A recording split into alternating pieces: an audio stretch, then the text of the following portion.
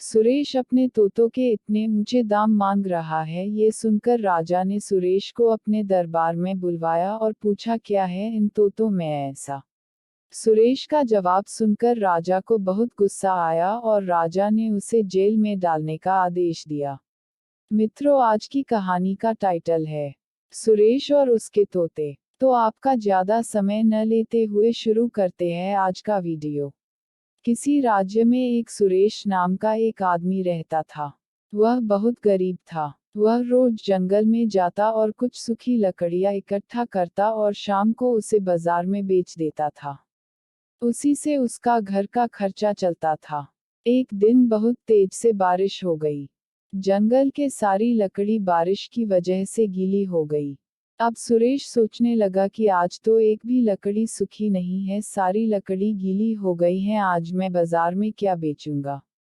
आज का खर्चा तो चल गया, अब कल का खर्चा कैसे चलेगा। ये सब सोच सोचकर और उदास होकर जंगल में एक नदी के किनारे पर बैठ गया। तभी जंगल में उसे एक डाकू का अड्डा दिखा। वहीं पे उसे एक तोता भी दिखा। तोते को देखकर सुरेश सोचने लगा कि अगर मैं इस तोते को पकड़ लूं तो कल का खर्चा इसे बेचकर चल जाएगा। ऐसा सोचकर सुरेश ने उस तोते को पकड़ लिया। घर लौटते समय उसे एक आश्रम मिला। उस आश्रम में साधु रहते थे और सत्संग किया करते थे। अतिथि का अच्छे से स्वागत सत्कार किया करते थे। वहां भी सुरेश को एक तोता दिखा। सुरेश ने सोचा कि अगर मैं इस तोते को भी पकड़कर बाजार में बेचूंगा तो बहुत अच्छे दाम मिल जाएंगे। फिर उसने बहुत मेहनत करके उस तोते को पकड़ा और उसे घर ले आया।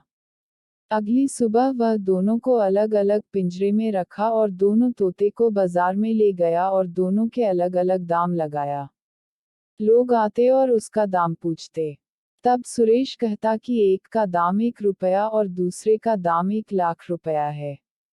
इस तरह के दाम सुनकर लोग चौंक जाते थे, क्योंकि देखने में दोनों एक ही तरह के थे। बाजार में किसी ने भी उन तोतों को नहीं खरीदा। यह बात वहां के राजा को पता चली कि एक सुरेश नाम का व्यक्ति अपने 2 तोतों के लिए अजीब दामों की मांग कर रहा है, तो उन्होंने अपने एक सिपाही को आदेश दिया कि सुरेश को दोनों तोतों के साथ इस राजमहल में पेश करो। सिपाही ने राजा के आदेश का पालन किया और थोड़ी देर बाद सुरेश को तोतों सहित राजमहल में लेकर आ गया। राजा ने सुरेश से पूछा कि ये दोनों तोतों का दाम क्या है। तब सुरेश ने कहा कि हे राजन, इनमें से एक का दाम 1 रुपये है और दूसरे का 1 लाख रुपये है। तब राजा ने पूछा कि ये दोनों तोते दिखने में बिल्कुल एक ही जैसे हैं, फिर इनके दाम में इतना अंतर क्यों है। तब सुरेश ने कहा, राजन, इसका कारण मैं अभी नहीं बताऊंगा, जब आप इन तोतों को खरीद लेंगे तो आपको अपने आप पता चल जाएगा। उस समय यदि आपको लगे कि मैं इनका गलत दाम लिया है, तो आप जो चाहे सजा दे सकते हैं। राजा ने सुरेश के कहने पर दोनों तोतों को खरीद लिया और उसे रुपए दे दिए। सुरेश खुशी खुशी अपने घर चला गया। दूसरे दिन राजा सुबह सुबह उन दोनों तोतों को देखने गया।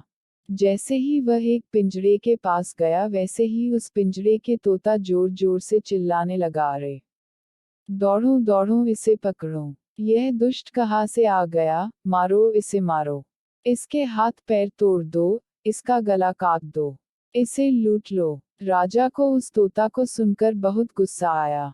वह तुरंत वहां से हटकर दूसरे तोते के पास गया। राजा को देखते ही दूसरा तोता बोला, आइए आइए महाराज, आपका स्वागत है। हमारे कुटिया में मेहमान आए हैं, आइए बैठिए, इनके लिए पानी लाओ। यह सब देखकर राजा को बहुत हैरानी हुई। उसने तुरंत अपने सिपाही को आदेश दिया कि सुरेश को बुलवाया जाए। अगली ही सुबह सुरेश राजा के दरबार में पेश हुआ। तब राजा ने इन दोनों के आवाज में फर्क के बारे में पूछा। सुरेश ने बताया कि हे राजन, मैं एक तोता को डाकुओं के अड्डे से और दूसरे को एक साधुओं के आश्रम से पकड़ा था।